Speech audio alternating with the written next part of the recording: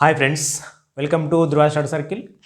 మనం గ్రూప్ 2 ఎకనామీలో భాగంగా ఇండియన్ ఎకనామీలో భాగంగా దాంట్లో మనము రెండు మెయిన్ కాన్సెప్ట్ కంప్లీట్ చేసుకోవడం జరిగింది. అదొకటి నేషనల్ ఇన్కమ్ అయితే రెండోది పబ్లిక్ ఫైనాన్స్. ఇవి రెండు కాన్సెప్ట్ బేస్డ్ టాపిక్స్ కంప్లీట్ అయిపోయినాయి. మనకి దీంట్లో జస్ట్ బడ్జెట్ లెక్కలు చూస్తే అయిపోతుంది. ఇప్పుడు మనకి ఇండియన్ ఎకనామీలో భాగంగా మనకి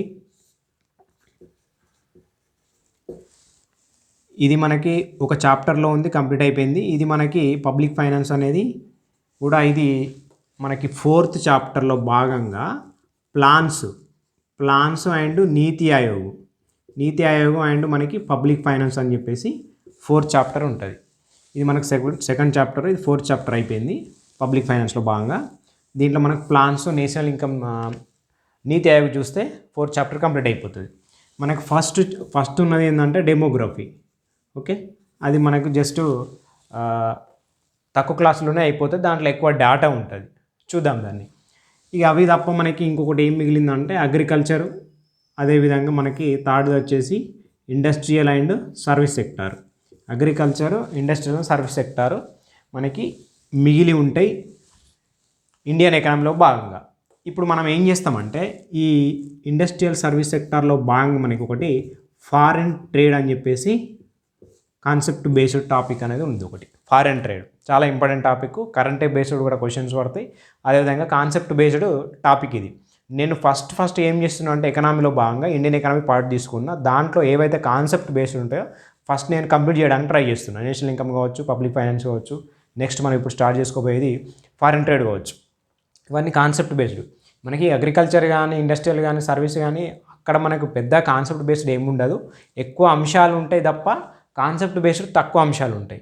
సో ఇవి మనకి కాన్సెప్ట్ బేస్డ్ కాబట్టి నేను ఇప్పుడు ప్రస్తుతానికి మనం స్టార్ట్ చేసుకునే ఆ టాపిక్ ఏంటంటే మనకి ఇండియన్ ఎకనామీలో భాగంగా ఫారెన్ ట్రేడ్ అని చెప్పేసి టాపిక్ చూస్తాం. ఫారెన్ ట్రేడ్ ఓకే, తక్కువ క్లాసులు అనేది కంప్లీట్ చేసుకోవడం జరుగుతుంది.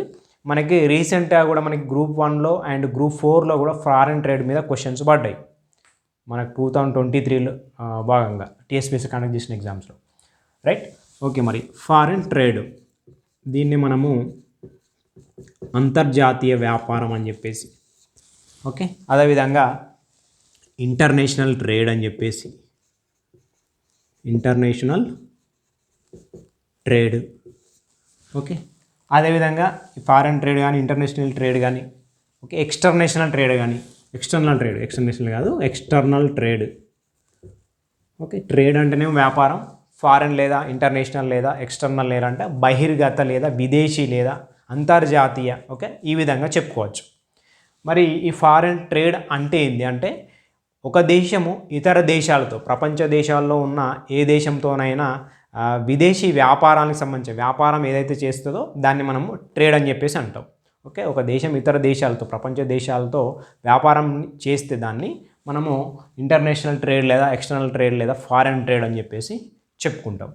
మరి ఇంటర్నల్ ట్రేడ్ అంటే ఏంటిది? ఇంటర్నల్ ట్రేడ్ ఇది ఇంటర్నల్గా అంటే స్వదేశీ, ఓకే, ఇది విదేశీ వ్యాపారం, అంతర్జాతీయ వ్యాపారం అంటున్నాం. లేదు, స్వదేశీయంగా కూడా మనకి వ్యాపారం అనేది జరుగుతుంది, ట్రేడ్ అనేది జరుగుతుంది లేదా వాణిజ్యం అనేది జరుగుతుంది. దాన్ని మనము ఇంటర్నల్ ట్రేడ్ అని చెప్పేసి చెప్పచ్చు. ఇంటర్నల్ ట్రేడ్ లేదా అంతర్గత వ్యాపారం. ఇదేమో బహిర్గత వ్యాపారం, ఇదేమో అంతర్గత వ్యాపారం. ఇవి మనకు రెండు కాన్సెప్ట్లు. ఓకే, మరి మనకి ఈ ఇంటర్నేషనల్ ట్రేడ్ అన్నాం కదా, ఒకవేళ ఇతర దేశాలతో మనకి సంబంధం లేకుండా ఓన్లీ మన దేశం మాత్రమే మనకి సంబంధాలు, వ్యాపార సంబంధాలు పెట్టుకుంటే, అట్లా మన దేశంలో మాత్రం అంతర్గతంగా మాత్రమే వ్యాపార సంబంధాలు ఉంటే దాన్ని మనము, ఒకవేళ ఇతర దేశాలతో ఎలాంటి వ్యాపార సంబంధాలు లేవు అలాంటి దాన్ని మనం ఏమంటామంటే అటార్కీ అని చెప్పేసి అంటాం. ఏమంటామంటే అటార్కీ. ఈ అటార్కీ అనేది ఎట్లా అంటే ఇది క్లోజ్డ్ ఎకానమీ అని చెప్పేసి చెప్పచ్చు. దీన్ని క్లోజ్డ్ ఎకానమీ అంటే దీన్ని అటార్కీ అంటాం. అటార్కీ అంటే ఒక దేశం ఇతర దేశాలతో ఎలాంటి వ్యాపార సంబంధాలు పెట్టుకోదు, ఎలాంటి రిలేషన్షిప్ అనేది పెట్టుకోదు, దాన్ని మనం అటార్కీ అని చెప్పేసి అంటాం. దీన్నే క్లోజ్డ్ ఎకానమీ అని చెప్పేసి అంటాం. మనకు 1991 ఆ టైం ముందు మనకి మనకి ఎల్పిజి సంస్కరణ రాకముందు మన వ్యవస్థ కూడా ఆల్మోస్ట్ అట్టారికి రూపంలో ఉందని చెప్పి చెప్పుకోవచ్చు. ఈ ఎల్పిజి సంస్కరణలు ఎప్పుడైతే వచ్చినాయో మనకి ఫారెన్ ట్రేడ్ అనేది సులభతరంగా మారిపోయింది. లిబరలైజేషన్, గ్లోబలైజేషన్, ఓకే, ప్రైవేటైజేషన్ ఇలాంటి వచ్చినప్పుడు గ్లోబలైజేషన్లో భాగంగానే మనకి ఈ ఇంటర్నేషనల్ ట్రేడ్ అనేది మనకి రావడం జరిగింది. ఓకే, ఇది మనకి just brief concept international trade, అటార్కీ, closed economy దీనికి సంబంధించిన అంశాలు. అయితే దీంట్లో మనకి తొలితరం వాణిజ్యవాదులు ఉంటారు. తొలితరం వ్యాపారవాదులు లేదా తొలితరం వాణిజ్యవాదులు అని చెప్పేసి అంటాం. తొలితరం వాణిజ్యవాదులు ఏమంటారంటే మనకు ఇంటర్నేషనల్ ట్రేడ్ వల్ల, అంతర్జాతీయ వ్యాపారం వల్ల మనకు నష్టమే అని చెప్పేసి చెప్తారు. ఓకే, వీరిని మనం భౌతికవాదులు అని చెప్పేసి కూడా చెప్తాం. భౌతికవాదులు ఏమంటారంటే ఇంటర్నేషనల్ ట్రేడ్ వల్ల మనకు నష్టాలే అని చెప్పేసి చెప్తారు. అదేవిధంగా ఇంటర్నేషనల్ ట్రేడు ఎగుమతుల వల్ల మనకు లాభాలు ఉన్నాయి, దిగుమతుల వల్ల మనకు నష్టాలు ఉన్నాయని చెప్పేసి మనకు ఎవరు చెప్తారంటే వాణిజ్యవాద తొలితరం వాళ్ళు. వాణిజ్యవాదులు ఎవరంటే తొలితరం. ఈ వాణిజ్యవాద తొలితరం వాళ్ళు ఏమంటారంటే ఇంటర్నేషనల్ ట్రేడ్, అంతర్జాతీయ వ్యాపారం అనేది మనకి ఎగుమతులేమో లాభదాయకం, దిగుమతులేమో నష్టదాయకం అని చెప్పేసి చెప్తారు. మరి ఇక్కడ ఆధునికవాదులు ఉంటారు నెక్స్ట్. ఓకే, మోడర్నిస్ట్స్. ఈ ఇంటర్నేషనల్ ట్రేడ్ అనేది మనకు మొత్తానికి లాభమే. ఓకే, ఇక్కడ నష్టం అనేది ఏం లేదు, కంప్లీట్గా లాభమే అని చెప్పేసి ఆధునికవాదులు చెప్తారు. ఇవి ఏంటంటే మనకి ఆర్థికవేత్తలకు సంబంధించిన భౌతికవాదులు కావచ్చు, వాణిజ్యవాదుల తొలితరం కావచ్చు, ఆధునికవాదులు కావచ్చు, ఈ విధంగా మనకి వాళ్ళ ఒపీనియన్స్ అనేవి ఒకప్పుడు ఈ విధంగా ఉండేవి. దేని గురించి అంటే అంతర్జాతీయ వ్యాపారాన్ని గురించి. ఓకే, మనకు జనరల్గా ఐడియా ఉండాలి భౌతికవాదుల యొక్క కాన్సెప్ట్ ఏంది ఇంటర్నేషనల్ ట్రేడ్ మీద అంటే వాళ్ళు కంప్లీట్గా నష్టమే ఉంటుంది తప్ప లాభం ఏమి ఉండదు అని చెప్పేసి చెప్పుకున్నారు. మనం కూడా 1990 బిఫోర్ అనేది గ్లోబలైజేషన్ లేకముందు కొంత సులభతరం కాకుండే మనకి ఇంటర్నేషనల్ ట్రేడ్ అనేది. సో గ్లోబలైజేషన్ వల్ల మనకి సులభతరం అనేది ఏంది, విదేశీ వ్యాపారం అనేది. అట్లా ఒక్కొక్కరి వాదం అనేది ఈ విధంగా ఉందని చెప్పేసి మనము చూడవచ్చు. దీని మీద బ్రీఫ్గా ఇంటర్నేషనల్ ట్రేడ్ మీద ఒక్కొక్కరి ఒపీనియన్స్ ఏ విధంగా ఉన్నాయి. ఓకే, అట్లా. ఓకే, ఇప్పుడు మనకు చాలా టెక్నాలజీ వల్ల మనకి ఈ ట్రేడ్ అనేది కూడా మనకి చాలా సులువైందని చెప్పేసి చెప్పుకోవచ్చు. ఓకే, మరి ఇంటర్నేషనల్ ట్రేడ్ వల్ల మనకి లాభం ఏంది, ఓకే, బెనిఫిట్ ఏంది అని ఒకసారి చూసుకుంటే, ఒక దేశం ఇతర దేశాలతో సంబంధాలు పెట్టుకొని వ్యాపారాలు చేస్తున్నప్పుడు మనకు జనరల్గా టెక్నాలజీ సంబంధించిన కావచ్చు, తెలియని టెక్నాలజీని విదేశీ సాంకేతికత, ఓకే, టెక్నాలజీ విదేశీ సాంకేతికతను కావచ్చు. ఓకే, అదేవిధంగా వస్తు సేవలు కావచ్చు. ఓకే, వస్తు సేవలు కావచ్చు అంటే మన దగ్గర ఉత్పత్తి కాని వస్తువులు, అదేవిధంగా మన దగ్గర లేని సర్వీసెస్, సేవలు కానీ మనం పొందే అవకాశం ఉంటుంది, కొత్త తరం మనకు తెలియనివి. ఓకే, అదేవిధంగా మనం ఇంటర్నేషనల్ ట్రేడ్ చేసినప్పుడు కొన్ని డాలర్స్ కావచ్చు, విదేశీ కరెన్సీ కావచ్చు, బంగారం కావచ్చు.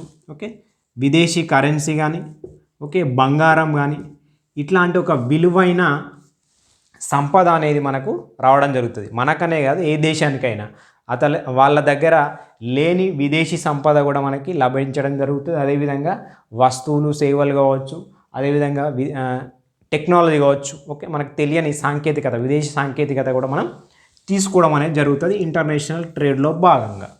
అదేవిధంగా దీంట్లో భాగంగానే మనకి చాలా పెద్ద పెద్ద దేశాలు ఉంటాయి, డెవలప్డ్ కంట్రీస్ ఉంటాయి, ఓకే, అండర్ డెవలప్డ్ కంట్రీస్ ఉంటాయి, పూర్ కంట్రీస్ ఉంటాయి.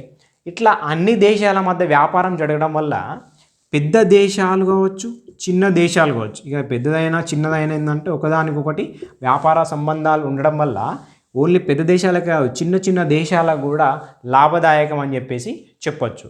అంటే మనం ఏం చెప్తున్నాం అంటే ఇంటర్నేషనల్ ట్రేడ్ వల్ల మనకు జరిగే లాభాలు ఏంటంటే చాలా మట్టుకు అక్కడ ఉన్న సంపద కొంతవరకు వస్తు సేవలు కావచ్చు, బంగారం కావచ్చు, కరెన్సీ కావచ్చు, ఇట్లాంటివి ఒకరినొకరు బదలాయించుకునే అవకాశం ఉంటుంది. లేదు విదేశీ సాంకేతికత, ఇప్పుడు మనము రష్యా నుంచి మనకు సైన్స్ అండ్ టెక్నాలజీలో భాగంగా కొన్ని మనకు సుకోయ్ బ్రహ్మోస్ అని చెప్పేసి ఇట్లా మనకు కొన్ని క్షిపణులు ఉంటాయి.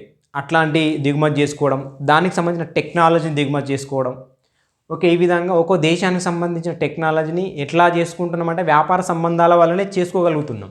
ఈరోజు వ్యాపార సంబంధాలు లేకుంటే మనకి విదేశీ సాంకేతికత అనేది కూడా కొన్నిట్లో మాత్రం విదేశీ సాంకేతికతని అందిస్తారు, కొన్నిట్లో మాత్రం కేవలం ఆ వస్తువులను మాత్రమే ప్రొవైడ్ చేయడం జరుగుతుంది. ఇట్లా వస్తు సేవలు కానీ ఇట్లా రకరకాల బెనిఫిట్స్ అనేవి మనకి విదేశీ వ్యాపారాల వల్ల ఉంటాయని చెప్పేసి బ్రీఫ్గా మనం చూడొచ్చు. రైట్, ఇక్కడ మనకు ఒకటి ఏమంటాడంటే జేఎం మీల్స్ అన్నట్టయినా జేఎస్ మీల్ అంటైనా జేఎస్ మీల్. ఇక్కడ అంతర్జాతీయ వ్యాపారం అనేది ప్రపంచ శాంతికి పెట్టని గోడ వంటిది లేదా పెట్టని కోట వంటిది అని చెప్పేసి అంటాడు. అంతర్జాతీయ వ్యాపారం అనేది ప్రపంచ శాంతికి పెట్టని కోట లాంటిది లేదా పెట్టని గోడ వంటిది అని చెప్పేసి, పెట్టని కోట అని చెప్పేసి అంటాడు. ఇది ఎవరు అన్నారని చెప్పేసి అంటే మనకు జేఎస్ మీల్. మరి ఎందుకు అన్నారంటే అంతర్జాతీయ వ్యాపారం అనేది ప్రపంచ శాంతికి, దేశాల మధ్య శాంతికి మనకు పెట్టని కోట. అంటే ఎప్పుడైతే మనకు మంచి రిలేషన్షిప్ ఉన్నప్పుడే కదా మన బాండింగ్ అనేది బాగుంటుంది, యుద్ధాలు వచ్చే అవకాశం అనేది తక్కువ ఉంటాయి. సో అట్లా ప్రపంచ శాంతికి పెట్టని కోట వంటిది అంటే దాని అర్థం ఏంటంటే మంచి రిలేషన్షిప్ ఉండడం వల్ల యుద్ధం అనే ప్రస్తావన రాకుండా ఉంటుందని చెప్పేసి అనొచ్చు. ఇప్పుడున్న ప్రస్తుతానికి మన ప్రపంచ దేశాలతో పోల్చుకుంటే మన ఇండియా స్థానం అనేది ప్రపంచ దేశాల యొక్క దౌత్యపరంగా మన మాత్రం ఇప్పుడు నరేంద్ర మోడీ హయాంలో మాత్రం చాలా మట్టుకు మెరుగుపడిందని చెప్పి చెప్పచ్చు. ఎందుకంటే ఇప్పుడు ఇండియా అంటే దాదాపు టాప్ 1, 2, 3 ఆ స్థానంలో ఉంది. ఏ రంగా దౌత్యపరంగా మనం చూసుకుంటే మన దేశానికి చాలా రెస్పెక్టబుల్గా, ఓకే, గౌరవ సూచకంగా ఇతర దేశాలు అనేవి ప్రస్తుతానికి మనకు జవాబుదారీగా ఉన్నాయని చెప్పేసి చెప్పచ్చు. ఎందుకంటే ఇండియాని ఎదిరించడం అనేది ఇప్పుడున్న సిచ్యువేషన్ ప్రకారం అయితే అంత సులువేం కాదు. ప్రతి కంట్రీ కూడా మనకి చూస్తే కొంతవరకు ఓకే ఆగుతుంది, అంటే యుద్ధం సమయం కావచ్చు, లేకుంటే ఇంకా ఇతరత్ర అంశాల్లో కావచ్చు. ఓకే, అట్లా అంటే ఒక దేశానికి ప్రపంచ శాంతికి సంబంధించిన విషయం ఏ విధంగా ఉంటుందంటే ఒక వ్యాపార సంబంధం వల్ల యుద్ధం పరిస్థితులు అనేవి రావు అని చెప్పేసి ఇక్కడ చూడొచ్చు. ఓకే, ఇది మనకి జేఎస్ మీల్ చెప్పిన ఒక కొటేషన్. మరి మనకు ఈ అర్థశాస్త్ర పితామహుడు ఉన్నారు ఆడమ్ స్మిత్. ఈ ఆడమ్ స్మిత్ ఆర్థికవేత్త 1776లో మనకి వెల్త్ ఆఫ్ నేషన్స్ అనే ఒక గ్రంథం రాస్తాడు. వెల్త్ ఆఫ్ నేషన్స్ అంటే వెల్త్ ఆఫ్ నేషన్స్, సంపద, జాతీయ సంపద అని చెప్పేసి వెల్త్ ఆఫ్ నేషన్స్ గ్రంథం రాస్తాడు. దాంట్లో భాగంగానే మనకి ఇక్కడ ఏంటంటే ఈయన సిద్ధాంతపరంగా మనకి అంతర్జాతీయ వ్యాపారం గురించి చెప్పింది సిద్ధాంతరీత్యా. ఓకే, సిద్ధాంతరీత్యా ప్రూవ్ చేసింది ఎవరు అంటే అంతర్జాతీయ వ్యాపారం గురించి ఆడమ్ స్మిత్ అని చెప్పేసి చూడవచ్చు. మరి ఇక్కడ మనము అంతర్జాతీయ వ్యాపారాన్ని మనము 3 రకాలుగా చూడవచ్చు. అది అంతర్జాతీయ సిద్ధాంతాలు ఎన్ని అంటే అంతర్జాతీయ సిద్ధాంతాలకు సంబంధించినవి మనకు 3 రకాలని చెప్పేసి చెప్పచ్చు. వ్యాపార సిద్ధాంతాలు, అంతర్జాతీయ వ్యాపార సిద్ధాంతాలు 3 రకాలు. దాంట్లో ఒకటి 3 రకాలు. దాంట్లో ఒకటి నిరపేక్ష వ్యయ వ్యత్యాసాల సిద్ధాంతం. నిరపేక్ష వ్యయ వ్యత్యాసాల సిద్ధాంతం.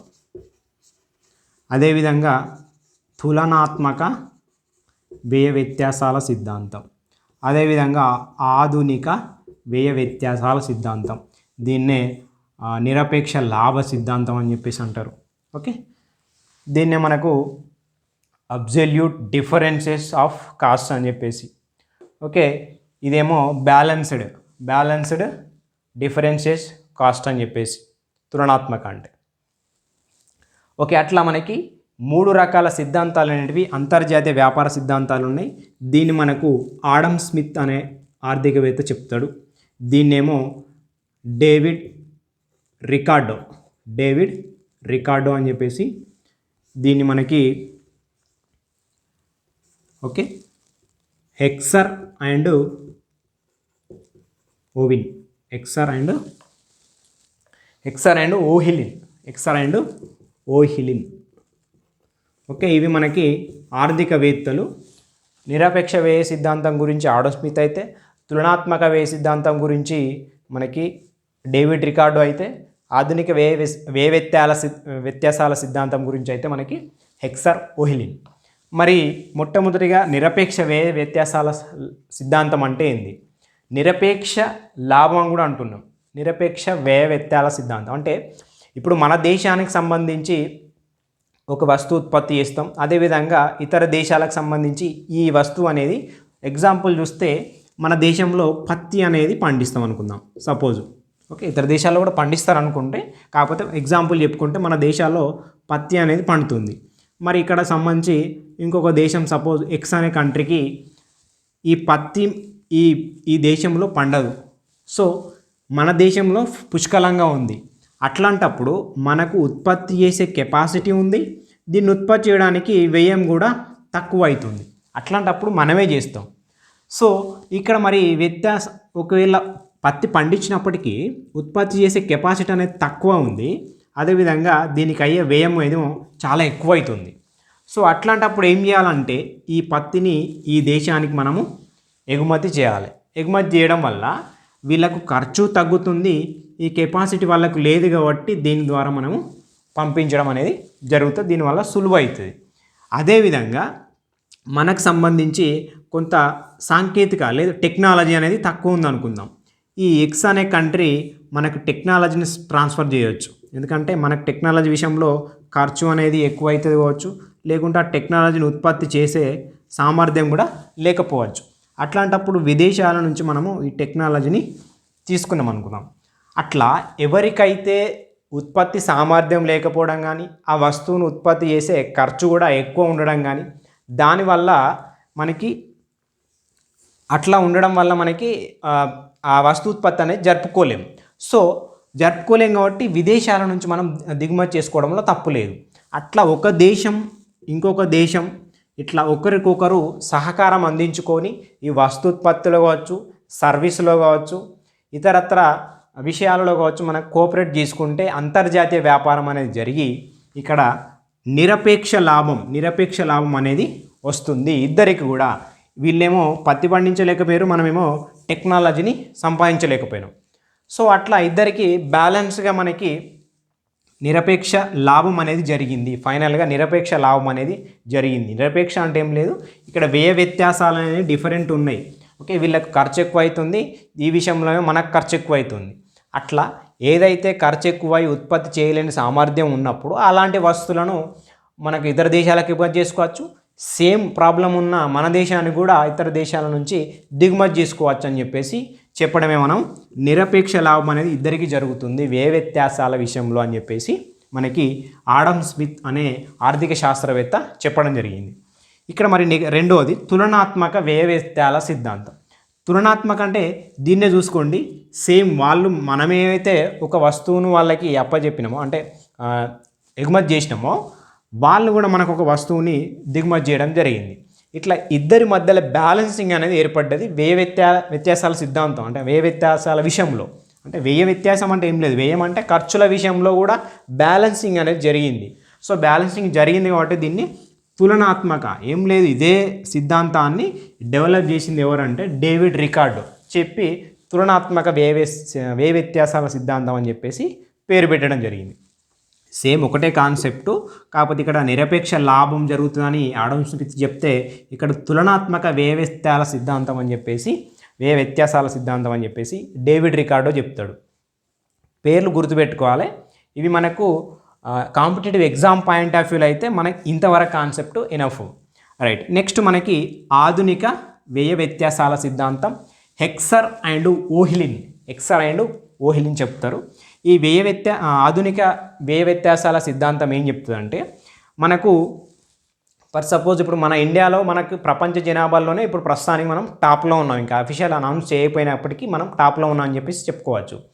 అట్లా మన జనాభా ఎక్కువైతున్న కొద్దీ మన దగ్గర ఆల్రెడీ కొంత మేధావులు ఉన్నారు. సో ఆ మేధావులు ఏం చేస్తారంటే విదేశాలకు వెళ్ళి కూడా చాలా డబ్బు సంపాదించుకోవడానికి, ఇప్పుడు ఫర్ సపోజ్ ఇండియా నుంచి యూఎస్ఏకి యూఎస్ఏకి సాఫ్ట్వేర్లు ఎక్కువ మంది వెళ్తారు.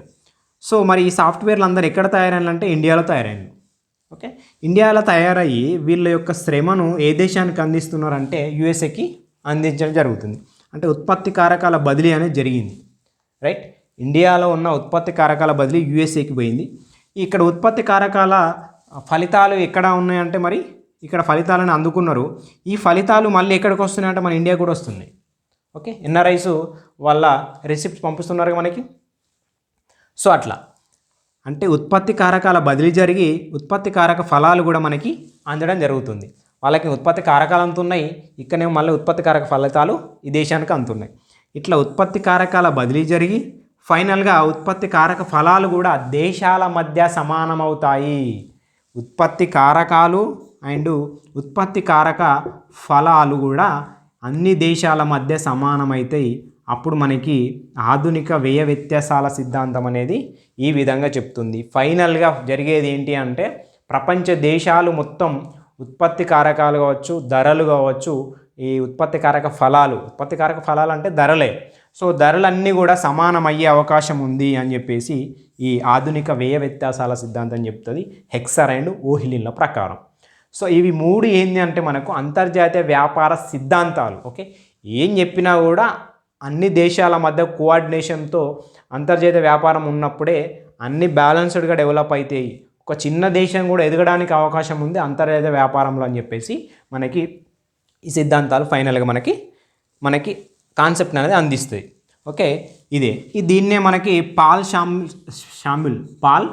షాముల్ అనేటైనా కూడా మనకి ఏం చెప్తాడంటే సేమ్ చెప్తాడు, ఉత్పత్తి కారకాలు సమానమైతే అని చెప్పేసి కూడా ఈ పాల్ షాముల్ కూడా ఇదే కాన్సెప్ట్ మనకి చెప్పడం జరుగుతుంది. వీళ్ళ హెక్సర్ అండ్ ఓహిలిన్ల సిద్ధాంతాన్ని కొంచెం డెవలప్ చేసి పాల్ షాముల్ కూడా ఉత్పత్తి కారకాలు కూడా అన్ని దేశాలకి సమానంగా అందించబడతాయి అని చెప్పి చెప్తాడు.